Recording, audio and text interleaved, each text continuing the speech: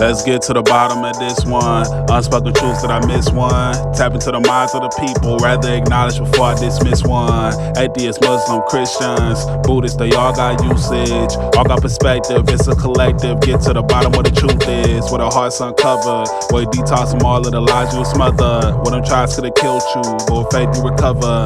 Yup, peel off the Peace, peace. Here we are, Unseen Twisted Truth. Here we are with my co-host, Kimberly, and Ali. Here we are today. And this podcast is going to be about pornography and its effects on society. The pros, or is it a con? And my introduction to pornography was very, very young, as I'm pretty sure everybody else is here. Introductions may have been a little different. I came in on the DVD era, to where you had to find the DVD, find the DVD player, put it in, and then sneak and watch it. No sounds. Kids quiet in the room with the TV on, just light flashing. cut it off real quick if somebody comes. But then you had the VHS era. See, I came in after the VHS era. We was on DVDs at that time. What was some of y'all? What was y'all introduction to pornography? mine was the squiggly lines that you had to watch through that TV on TV. You could get a certain channel back in the day.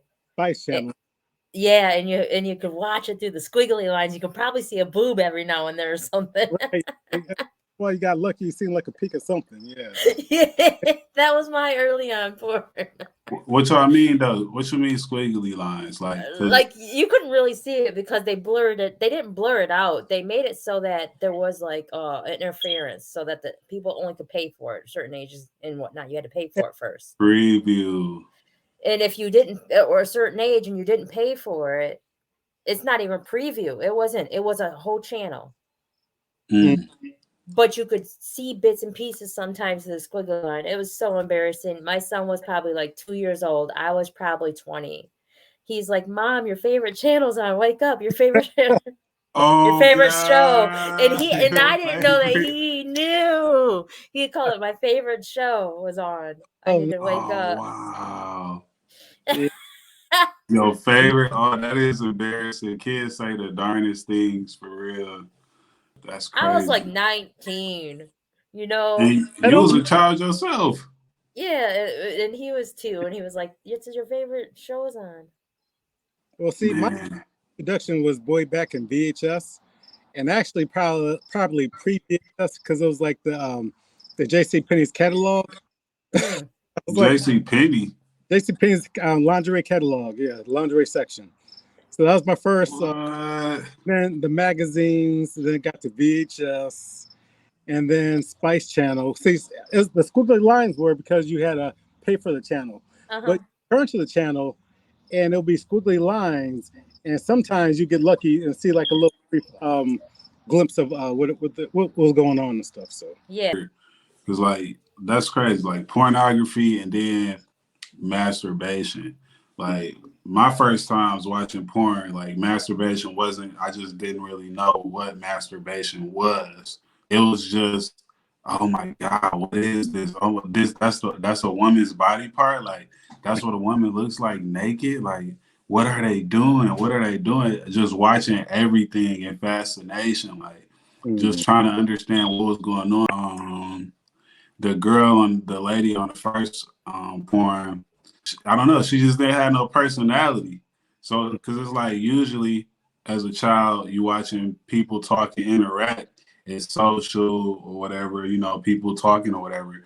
But just the act of sex and then the act of pornographic sex, it was. I didn't realize it at the time, but looking back now, it was like a whole like I said, she didn't have any verbal expression. It was just like kind of like he was doing an experiment on her, you know, not even being aware of the whole aspect that porn was something that was being recorded by another person being in the room. Like it took years for me to even grasp that concept. Like there's somebody else in there with them.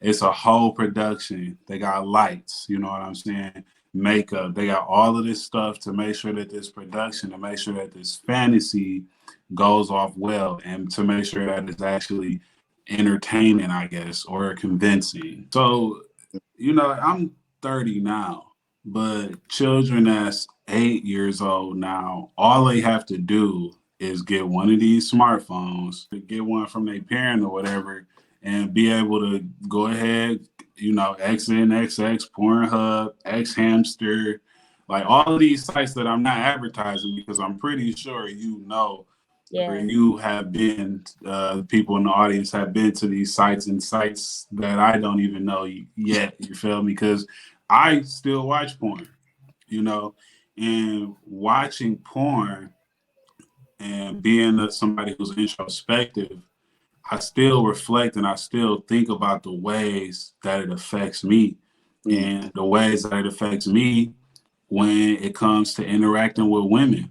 Like on the Dope World News podcast, we was actually, that's how I even got the idea to talk about it, because somehow we got into that conversation, and basically the conversation pivoted from like today in society as a man, even though I'm respectable or respectful, like when we see women a lot of times, or when I see women a lot of times, like they could just be, I could just be driving down the street, you know, and then a woman appears, right? And it's sexual, it's a primal observation, you know, like it's like, oh, sex, right? As soon as my vision lines up subconsciously with the woman, it's sex. And then it's a clarification time where the image becomes clear, and my perception is like, that's a human being, you know, peace, how are you? Just like respect and love, like, especially, you know, if the woman is attractive, not just every woman, but, you know, if the woman is attractive. But I just analyze myself and I realize, and then like when I'm out sometimes, and I just happen to enter the field of view of a young lady, her first glance is right to my pelvic area instantly.